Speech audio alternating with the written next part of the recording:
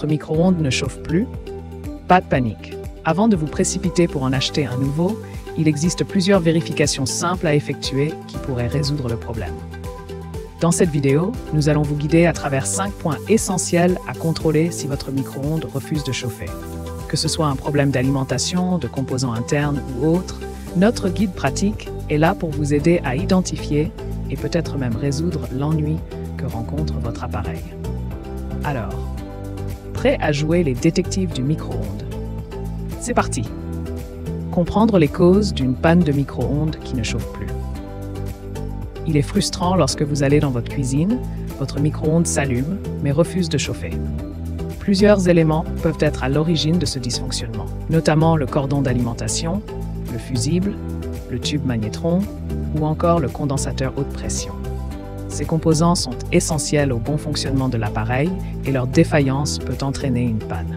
Avant toute tentative de réparation, il est crucial d'identifier la cause exacte du problème.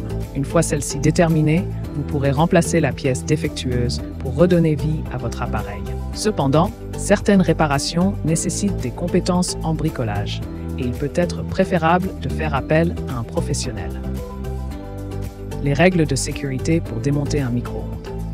Avant de vous lancer dans la réparation de votre micro-ondes, il est impératif de respecter certaines consignes de sécurité. Tout d'abord, après avoir débranché l'appareil, attendez 24 heures avant de le démonter.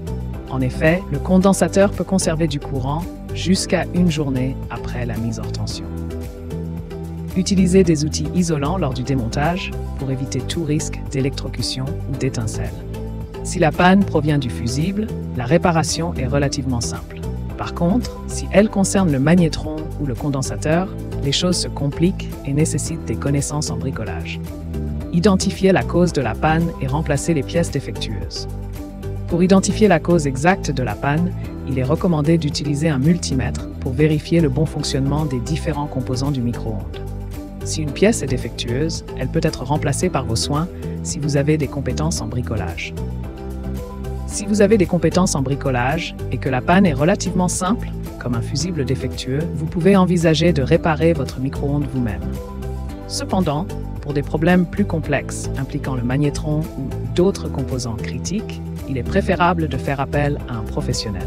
Non seulement cela garantit une réparation conforme aux normes de sécurité, mais cela peut aussi éviter d'aggraver la panne en tentant des réparations inadéquates.